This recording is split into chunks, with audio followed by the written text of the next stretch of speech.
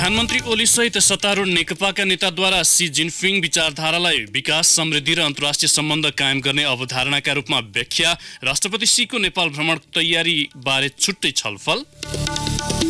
नागढुङ्गा सिस्ने खोला सुरुङ मार्ग 42 महिनाभित्र निर्माण सक्ने गरी ठेक्का सम्झौता। निजगढ विमानस्थल बनाउन लगानी बोर्डद्वारा स्विस कम्पनीसँग प्रस्ताव माग। विद्यार्थीबाट असुलेको अतिरिक्त शुल्क फिर्ता नगरे निजी मेडिकल कलेज सञ्चालकलाई ठगी मुद्दामा कारबाही गर्ने सरकारको तयारी। कलेजहरूलाई अन्तिम पटक सचेत भने गराइने। इजिप्टमा सरकार विरोधी प्रदर्शन गर्ने 500 जना पक्राउ। शान्ति सुरक्षामा खलल पुर्याएको आरोप। र लियोनल मेसी 6औं पटक फिफा वर्ष खेलाडी घोषित। महिलातर्फको अवार्ड रापिनोईलाई। नमस्कार, कान्तिपुर डायरीबाट सहकर्मी दिवा र म प्रकाश। समाचार अब विस्तारमा।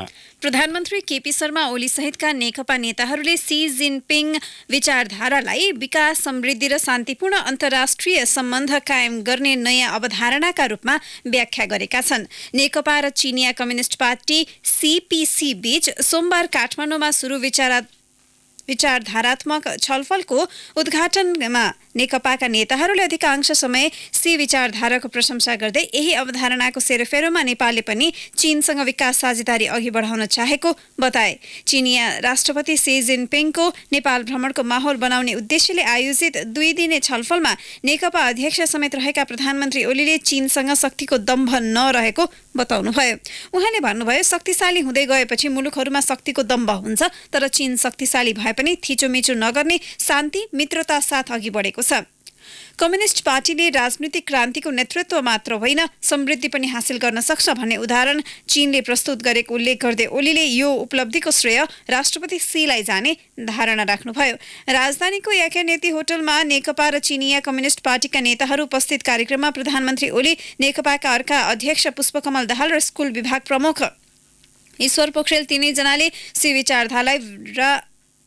विचारधारालाई विश्व प्रभावित पार्ने अहिलेको नयाँ विचारका रूपमा चित्रण गर्नुभयो। सीपीसीको 19औं महाधिवेशनको पास गरेको चिनिया विशेषता सहितको समाजवाद र 2013 देखि नै राष्ट्रपति सीके नेतृत्वमा अघि बढेको belt and road initiative BRI संयुक्त राष्ट्रसङ्घको बडापत्र पञ्चशीलको सिद्धान्त, समावेशिता र साझा चासोको हित सम्बन्धी सिद्धान्तबाट निर्देशित भएको उनीहरूले बताए। सीपीसी विदेश विभाग प्रमुख सोङ ताओले पनि राष्ट्रपति सीको विचारधाराबारे प्रश्न पार्नुभयो। उहाँले सीपीसीको सी विचारधारा र नेकपाले जनताको जनवादको नयाँ विचारबाट अघि बढेको उल्लेख गर्दै यी विचारले तथ्य मार्फत खोजी गरिरहेको बताउनुभयो। यसैबीच चिनिया विदेश विभाग टोलीले हिजो प्रधानमन्त्री केपी शर्मा ओलीलाई छुट्टै भेटेको छ। काठमाडौँ उत्रे लगत्तै औपचारिक कार्यक्रम सुरु हुनु अघि प्रधानमन्त्री ओलीलाई भेट्न टोली बालुवाटार गएको थियो। त्यहाँ ओलीसँग राष्ट्रपति सीको भ्रमणबारे कुराकानी भएको स्रोतले जनाएको छ। सी विचारधाराको छलफलका लागि टोली आए पनि सी भ्रमणको पूर्व तयारीकै एउटा अंशको रूपमा यसलाई लिएको नेकपाका एक नेताले बताए। विदेश विभाग प्रमुख समेत रहेका सोङ राष्ट्रपति सीको भ्रमण हुने बेलामा अन्य मुलुकमा पनि जाने गरेका छन्। राष्ट्रपति सीको उत्तर कोरिया र फिलिपिन्स भ्रमण अघि पनि उनी त्यहाँ पुगेका थिए। विदेश विभाग प्रमुखको सिधा राष्ट्रपतिसँग सम्पर्क र रिपोर्टिङको च्यानल हुने भएकाले उनलाई सीको विश्वास पात्रका रूपमा समेत मानिन्छ। प्रतिनिधि मण्डलको नेतृत्व गर्दै उनी नै नेपाल आउनु अर्थपूर्ण रूपमा रहेको ती नेताले उल्लेख गरेका छन्। यसैबीच नेकपा र सीपीसी बीच पार्टीगत सहयोग आदान प्रदान बारे आज द्विपक्षीय औपचारिक समझदारी हुने भएको छ। अध्यक्ष द्वय ओली र दाहालको उपस्थितिमा नेकपा विदेश विभाग प्रमुख माधव नेपाल र सीपीसी विदेश विभाग प्रमुख सोङले समझदारी पत्रमा हस्ताक्षर गर्नुहुनेछ। द्विपक्षीय भ्रमण, प्रशिक्षण, अध्ययन, अनुसन्धान लगायत कामलाई पार्टी च्यानलबाट व्यवस्थित गर्न समझदारी हुन लागेको नेकपा विदेश विभाग उपप्रमुख विष्णु रिजालले जानकारी दिनुभयो। यसअघि पूर्व एमाले र पूर्व माओवादी बीच सीपीसीसँग छुट्टा छुट्टै सम्बन्ध थियो। एकतापछि पनि दुवै पार्टीको फरक च्यानलबाट सीपीसीले काम गर्दै आएको थियो। नागढुङ्गा सिस्ने खोला सुरुङ मार्ग 42 महिनाभित्र निर्माण सक्ने गरी ठेक्का सम्झौता भएको छ। सडक विभागको वैदेशिक समन्वय महाशाखामा हिजो जापानी कम्पनी हजमा एन्डोजेवीसँग सम्झौता भएको हो। कम्पनीका प्रतिनिधि कियोसी हिरोसो र महाशाखाका प्रमुख अर्जुन जङ थापाले सम्झौतामा हस्ताक्षर गरेका छन्। निर्माणको काम भने तिहारपछि मात्र सुरु हुनेछ। महाशाखा प्रमुख थापाले भन्नुभयो, लामो समयपछि ठिक्का सम्झौता गर्न सफल भएका छौं। काम तिहारपछि सुरु हुनेछ। शिलान्यास दशैं अघि नै गर्ने तयारीमा छौं। 2.6 किलोमिटर सुरुङ मार्ग बनेपछि नागढुङ्गा सिस्ने खोलाको दूरी 3.25 किलोमिटरमा झर्नेछ। अहिले यो दूरी 8.5 किलोमिटरको छ। नागढुङ्गा सुरुङ मार्ग आयोजना प्रमुख श्यामप्रसाद खरेलका अनुसार अहिले काठमाडौँबाट जाँदा समस्या हुँदैन। बढी भार बोकेका गाडीका कारण आउँदा बढी जाम हुने गरेको छ। उहाँले भन्नुभयो, काठमाडौँमा यात्रुदेखि दैनिक उपभोग्य वस्तु भित्रिने नाका यही हो। लोड बढी भएका साधन आउँदा उकालोमा बिग्रना साथ जाम हुन्छ। सुरुङ मार्ग हुँदै काठमाडौँबाट बाहिरिँदा 15-20 मिनट र भित्रिँदा 1 घण्टा भन्दा बढी बचत हुने उहाँले बताउनुभयो। उहाँले भन्नुभयो, बढी जाम हुने ठाउँ भएकाले 2.5 वर्षदेखि सुरुङ मार्ग निर्माणका लागि प्रक्रिया तीव्र पारिएको थियो। सबै साधन सुरुङ मार्ग हुँदै आउनेछन्। पेट्रोलियम पदार्थ बोकेका साधन मात्र अहिलेकै सडकबाट राजधानी आउनेछन्। निजगढमा दोस्रो अन्तर्राष्ट्रिय विमानस्थल बनाउन लगानी बोर्डले स्विजरल्यान्डको ज्युरिच एयरपोर्ट इन्टरनेसनल इजीसँग प्रस्ताव माग्ने निर्णय गरेको छ। एयरपोर्ट निर्माणका लागि इच्छुक 6 कम्पनी मध्ये ज्युरिच मात्र योग्य देखिएको बोर्डका प्रमुख कार्यकारी अधिकृत महाप्रसाद अधिकारीले बताउनुभयो। बोर्डले स्विस कम्पनीसँग सार्वजनिक निजी साझेदारीमा आयोजना निर्माणको प्रस्ताव माग गर्ने निर्णय गरेको हो। अधिकारीले भन्नुभयो, हामीले तोकेको मापदण्ड अनुसार ज्युरिच मात्र योग्य देखियो। उसको प्रस्ताव पाएपछि निर्माणको जिम्मा नदिने निर्णय गर्छौं। बोर्ड बैठकले कम्पनीलाई प्रस्ताव पेश गर्न 45 दिनको म्याद दिएको छ। यसअघि बोर्डले प्रस्ताव आह्वान कागजपत्र आरएफपी तयार पार्न 60 दिनको समय दिएको थियो। उहाँले भन्नुभयो, सार्वजनिक निजी साझेदारीमा एयरपोर्ट निर्माणका लागि प्रस्ताव आह्वान गर्ने कागजपत्र तयार पार्न पनि समय लाग्छ। तल्लो अरुण निर्माणका लागि भारतीय कम्पनी सतलज सहित 3 कम्पनीले प्रतिस्पर्धा गर्ने भएका छन्। लगानी बोर्डको हिजो बसेको बैठकले आयोजना निर्माणका लागि 3वटा कम्पनीसँग प्रस्ताव माग गर्ने निर्णय गरेको हो। बोर्ड बैठकले आयोजना निर्माणमा इच्छा देखाएका मध्ये भारतको सतलज लिमिटेड, नेपालको हाइड्रो इलेक्ट्रिसिटी इन्भेस्टमेन्ट एन्ड डेभलपमेन्टसँग जेभी रहेको power construction corporation of China limited तथा नेपालको ग्रिन रिसोर्ससँग जेभीमा जापानको इलेक्ट्रिक पावर डेभलपमेन्ट कम्पनी जे पावर नेपालसँग प्रस्ताव माग गर्ने निर्णय गरेको हो। बोर्डका प्रमुख कार्यकारी अधिकृत महाप्रसाद अधिकारीका अनुसार यी कम्पनीहरूलाई प्रस्ताव पेश गर्न 30 दिनको म्याद दिइनेछ। उहाँले भन्नुभयो, सबैभन्दा आकर्षक प्रस्ताव पेश गर्ने कम्पनीलाई आयोजना निर्माणको जिम्मा दिइन्छ। बोर्डले यसअघि तमोर जलाशययुक्त आयोजनाका लागि पनि यसै गरी 2 कम्पनीसँग प्रस्ताव माग गरेको थियो। तीमध्ये एउटा कम्पनीले मात्रै प्रस्ताव हालेका छन्। तल्लो अरुण आयोजनाका लागि प्रस्ताव माग गरिएको सतलज लिमिटेड भारतको सरकारी स्वामित्व भएको कम्पनी हो। यसले अहिले 900 मेगावाटको अरुण तेस्रो विद्युत आयोजना निर्माण गरिरहेको छ। विद्यार्थीबाट असुलिएको अतिरिक्त शुल्क फिर्ता नगर्ने निजी मेडिकल कलेज सञ्चालकलाई ठगी मुद्दामा कारबाही हुने भएको छ। गृह मन्त्रालयमा हिजो बसेको सरकारवाला सहितको बैठकले यस्तो सहमति जुटाएको हो। गृहमन्त्री रामबहादुर थापा, शिक्षा मन्त्री गिरिराजमणि पोखरेल र विश्वविद्यालयका पदाधिकारीहरू सहितको बैठकले कलेजहरूलाई अन्तिम पटक सचेत गराउने निर्णय समेत गरेको छ। बैठकको निर्णय अनुसार चितवन मेडिकल कलेजले विद्यार्थीसँग सहमति गरेको 1 महिनाभित्र शुल्क फिर्ता गर्नुपर्नेछ। गण्डकी मेडिकल कलेजले शिक्षा मन्त्रालयमा गरेको सहमतिको समयावधि नागिसकेकाले तत्काल फिर्ता गर्नुपर्नेछ। अरू मेडिकल कलेजहरूको हकमा 1 महिनाका लागि अन्तिम पटक सचेत गराउने र त्यसमा पनि रकम फिर्ता नगरे जिल्ला प्रशासन मार्फत कारबाही अघि बढाइने बताइएको छ। कान्तिपुर डायरीमा अब ब्रेकको पालो। ब्रेकपछि कान्तिपुर डायरीमा अब कान्तिपुर सविस्तारको पालो। कान्तिपुर सविस्तार। यातायात व्यवस्था विभागले हिजोबाट दशैंका लागि अग्रिम टिकट बुकिङ खुला गरेको छ। यात्रुको सहजताका लागि भन्दै अग्रिम बुकिङ खुला गरे पनि उनीहरूले सहज रूपमा टिकट पाउन सकेका छैनन्। टिकटका लागि रातिदेखि नै काउन्टरमा लाम लाग्नुपर्ने सर्वसाधारणको बाध्यता हटेको छैन। सरकार र यातायात व्यवसायीले टिकट वितरणलाई व्यवस्थित बनाउन नसक्दा वर्षेनी यात्रुले शास्ति खेप्नु परेको छ। दशैं पारिवारिक पुनर्मिलनको चाड हो, तर कामको सिलसिलामा घर परिवारबाट टाढा रहेकालाई दशैं दशा जस्तै बन्ने गरेको छ। दशैंमा सुविस्तासँग गन्तव्य पुग्ने यात्रुको चाहना बसको टिकट पाउन युद्ध लडे जस्तै गर्नुपर्ने हुँदा तुसारापात हुन्छ।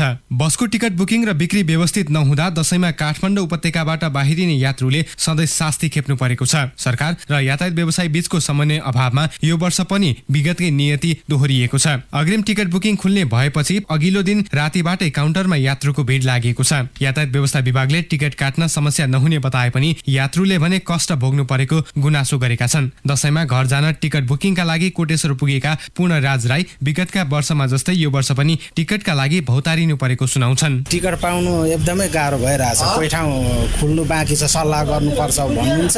कोही ठाउँ अब कोटा बाँड्नुपर्छ, अब सल्लाह गरेर भन्नुहुन्छ। कोही ठाउँ चाहिँ पाइन्छ भन्नुहुन्छ, फेरि फोन गरेर सोध्नुहुन्छ सकिए अरे भनेर भन्नुहुन्छ।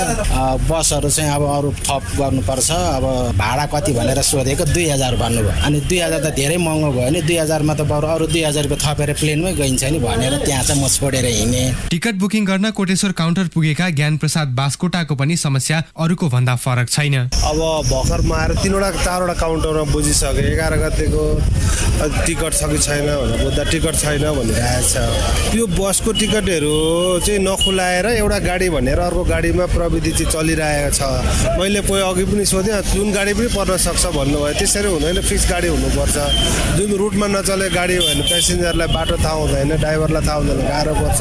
रुटमै चले टिकट दिनुहोस् भन्दैन। अब दसैँ हो, जुन पनि पर्न सक्छ टिकट लिनुहोस्। अब राम्रो खोजेर त कहाँ मिल्छ र। दसैँको बेला भनिसक्यो मलाई 2 दिन। टिकट नपाउने डरले यात्रु रातिदेखि नै नयाँ टिकट काट्न लाइनमा बस्ने गरेका छन्। पहिलो दिन भएकाले सबै काउन्टरमा यात्रुको भिड लागेको यातायात व्यवसायी राष्ट्रिय महासंघले जनाएको छ। केही दिनबाट भिड कम हुँदै जाने भएकाले टिकट नपाइएला कि भन्ने बारे चिन्ता लिनु पर्ने अवस्था नरहेको बताउँछन् यातायात व्यवसायी राष्ट्रिय महासंघका महासचिव सरोज सिटौला। यति ठुलो भोलमलाई 12-15 दिन 18 दिनको बिचमा व्यवस्थापन गरेर 18-20 लाख मान्छे पठाउनु पर्ने भएको कारणले पनि यो अन्य क्षेत्रमा तपाईँले हेर्नु, राष्ट्रिय बस पार्कमा पूर्वाञ्चलको प्राय सबैतिर चारपट्टि कोटेश्वर, अब अर्को बाटो पनि विकल्पको बाटो बिपी राजपथ भएको हुनाले उता सबै डाइभर्ट भएको छ भने पश्चिम क्षेत्र जाने अधिकांश मोमो बस पार्कमै भएको कारणले गर्दा पनि एकै ठाउँमा देखिएको र पहिलो दिन भएको हुनाले यात्रुहरूको चाप देखिएको त्यो चाहिँ सहजीकरण भएर जाँदैछ र आजबाट धेरै कम हुँदै जाँदैछ। गाडीको व्यवस्थापनमा हामी लाग्दै के भन्नु, गाडी सबै गाडीको कन्फिडेन्स अहिले छैन। यात्रुहरू सबै जान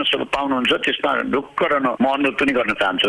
दशैंका समय काठमाडौँबाट बाहिरिने यात्रुको संख्या अत्यधिक हुने भएपछि व्यवसायीहरूले अग्रिम टिकटमै बस नम्बर लेख्न आनाकानी गर्दै आएका छन्। बिहान काठमाडौँ आइपुगेको बस नै दिउँसो फेरि उपत्यका बाहिरिने भएपछि अहिले बस नम्बर यकिन गर्न नसकिने व्यवसायी बताउँछन् यातायात व्यवसायी जनक कटुवाल। ठुलो भन्दा लाइन हुन्थ्यो यहाँ पोहोर परार, अहिले त्यति पनि छैन। जति बेर चाहियो आउँछन्। अब नभेट्ने भए पो अब कम पनि हो। आज विराटनगर गएको, भोलि काँकड भित्ता पर्छ पुगे। एउटा गाडी मेरो भए पो नम्बर दिनु। कम्पनीमा त रोटेसन हुन्छ। रोटेसन भए त कहिले विराटनगर नि पर्न सक्छ, कहिले काँकड भित्ता नि पर्न सक्छ, कहिले धरान पनि पर्न सक्छ। त्यही भएकाले चाहिँ नम्बर नहालेको।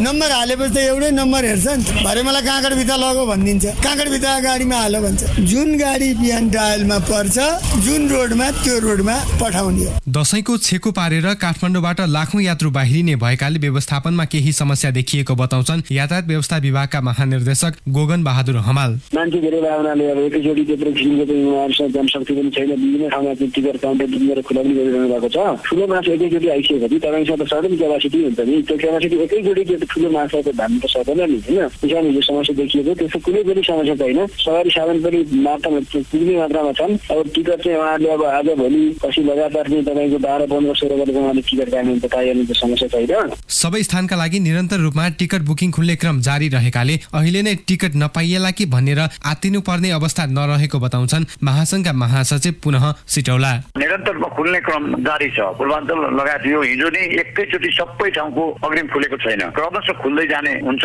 अरनिको क्षेत्रमा भएर जाने 13-14 जिल्लाका चाहिँ अग्रिम बुकिङ खुल्ला भएका छन्। अन्य नखुलेकाहरू साना माइक्रो बसहरू छन्, आदि के छन्, तिनको पनि क्रमशः खुल्ने क्रम जारी छ। देशैभरिको खुल्ने क्रम जारी छ। पहिलो दिनै टिकट खुलेकै दिन सबै टिकट सकियो भएन भन्ने कुराको यो गुनासो गर्नु भएन। त्यसको हामी ओभरअल समीक्षा पनि गर्दैछौँ। अनलाइनबाट टिकट बुकिङ बारे सर्वसाधारणमा जानकारी नहुँदा लाइन लागेर टिकट काट्नु पर्ने बाध्यता छ। बसको टिकटका लागि विभिन्न अनलाइन मार्फत घरमै बसेर टिकट बुकिङ गर्न सकिन्छ। 1.5 दर्जन बढी गाडी कम्पनीहरूले अनलाइन मार्फत टिकट टिकट बुकिङ खुल्ला गरेका छन्, तर सर्वसाधारण भने यो सुविधाबारे अनभिज्ञ छन्। केही कम्पनीले मात्र अनलाइनबाट टिकट काट्ने व्यवस्था मिलाएको बताउँछन् पुनः विभागका महानिर्देशक हमाल। सम्बन्धित आफ्नै टिकट कम्पनीहरूको अनलाइन नै हुन्छ, उनीहरूले नै गर्नुहुन्छ। बस कम्पनीहरू छन् नि अहिले, बस कम्पनीहरूले अनलाइन टिकटिङ नै खोले हुन्छन्, उहाँहरूले नै गर्नुहुन्छ। सम्बन्धित कम्पनीहरूले नै गर्छ। कुनैको हकमा ठुल्ठुलो कम्पनी भयो भने त अब यो ट्राभल एजेन्टलाई पनि दिन सक्छन् टिकटिङ गर्नलाई। विचार पहिलेबाट यो विचारवटा चाहिँ उसले कम्पनीहरूले सुरुवात गरिसकेको होइन।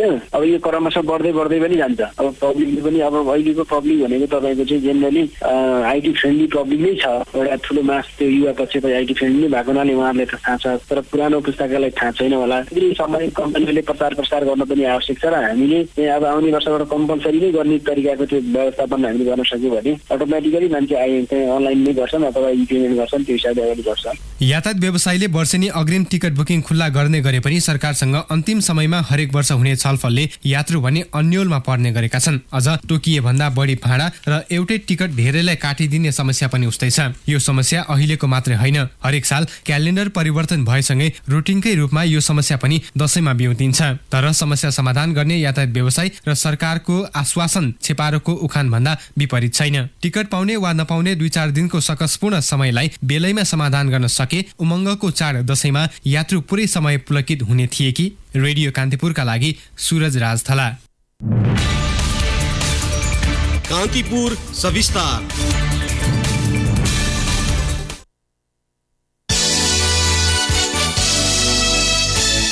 प्रतिनिधि सभाको राज्य व्यवस्था तथा सुशासन समितिले भारतमा मजदुरी गरी भारू लिएर आउने नेपालीलाई सटहीमा पर्न सक्ने समस्या समाधान गर्न सरकारलाई निर्देशन दिएको छ। समितिले गृह मन्त्रालयलाई सम्बन्धित अर्थ मन्त्रालयसँग समन्वय गरेर सक्दो छिटो समस्या समाधान निकाल्न आग्रह गरेको हो। दशैं तिहार छठ लगायतका पर्वमा नेपालीहरू भारू लिएर फर्कने गरेका छन्। कान्तिपुर डायरीमा पुनः ब्रेकको पालो। ब्रेकपछि अब आर्थिक प्रसङ्ग। नेपाल धितोपत्र बोर्डले शेयर बजार शुल्क घटाउने तयारी गरेको छ। यसका लागि आवश्यक सुझाव दिन बोर्डले एक समिति गठन गरेको छ। उच्चस्तरीय वित्तीय समन्वय समितिको निर्देशनमा बोर्डले शुल्क घटाउन गृह कार्य थालेको हो। यसअघि अर्थ मन्त्रालयले गठन गरेको मुद्रा तथा पुँजी बजार सुधारका लागि सुझाव दिन डेप्युटी गभर्नर शिवराज श्रेष्ठको संयोजकत्वमा गठित समितिले बोर्ड, नेप्से र धितोपत्र दलाल व्यवसायीले लिने सेवा शुल्क घटाउनु पर्ने सुझाव दिएको थियो। ती सुझाव कार्यान्वयनका लागि उच्चस्तरीय समन्वय समितिले बोर्डलाई निर्देशन दिएको थियो। सोही निर्देशनका आधारमा अन्तर्राष्ट्रिय अभ्यास अध्ययन गरी प्रतिवेदन बुझाउन भनेको छ। विकास सम्भव छ, मजबुत निर्माणले मजबुत निर्माण बन्छ। अम्बे स्टिल्स जे बन्छ दिगो बन्छ। अब अन्तर्राष्ट्रिय प्रसङ्ग। इजिप्टमा केही दिन अघि सरकारको विरोधमा भएको प्रदर्शनपछि 500 जनालाई पक्राउ गरिएको छ। सरकार भ्रष्टाचारमा लिप्त भएको भन्दै विरोधमा उत्रिएकालाई नियन्त्रणमा लिएको मानवाधिकारवादीले दाबी गरेका छन्। इजिप्ट प्रशासनले पक्राउ परेकाको संख्या र उनीहरूको अवस्थाको कुनै औपचारिक जानकारी नदिएको बीबीसीले उल्लेख गरेको छ। पक्राउ परेकाहरू विरुद्ध मुलुकको शान्ति सुरक्षामा खलल पुर्याएको तथा गलत समाचार फैलाएको अभियोग लगाइएको छ। अब खेल प्रसङ्ग। बार्सिलोनाका कप्तान लियोनल मेस्सी 6औं पटक फिफा वर्ष खेलाडी घोषित भए। युभेन्टसका क्रिस्टियानो रोनाल्डो र लिभरपुलका भर्जिल भान डाइजलाई पछि पार्दै मेस्सीले सो अवार्ड हात पारेका हुन्। इटलीको रोममा गैराती विशेष कार्यक्रममा मेस्सीलाई सो अवार्ड प्रदान गरिएको हो। यसअघि उनले सन् 2009, 10, 11, 12 र 15मा यो अवार्ड हात पारेका थिए। महिला वर्ष खेलाडीको अवार्ड अमेरिकी मेगन रापिनोईले हात पारिन्। उत्कृष्ट कोचको अवार्ड लिभरपुलका जोर्गन क्लोपले हात पार्दा उत्कृष्ट गोलकिपरको अवार्ड पनि लिभरपुलका एलिसनले जिते। फिफाले टिम अफ द इयरको रूपमा इङ्ग्लिस क्लब म्यान्चेस्टर सिटीलाई सम्मान गरेको छ। अब मौसम सम्बन्धी जानकारी। मुलुकका अधिकांश स्थानमा आंशिकदेखि सामान्य बदली भई केही स्थानमा मेघगर्जन र चट्याङसहितको वर्षा हुने जल तथा मौसम पूर्वानुमान महाशाखाले जनाएको छ। केही बेर अघि 17 डिग्री सेल्सियस मापन गरिएको काठमाडौँ उपत्यकाको अधिकतम तापक्रम आज 24 डिग्रीसम्म पुग्नेछ। सूर्योदय बिहान 5:53 भयो भने सूर्यास्त भरे साँझ 6:58 हुनेछ। हवस् त यिनै प्रसङ्गसहित कान्तिपुर डायरीको यो बुलेटिन यही सकिन्छ। दिवा र प्रकाश आज्ञा माग्छौँ। नमस्कार। सूचना र मनोरञ्जनको संवाहक रेडियो राष्ट्रको रेडियो कान्तिपुर।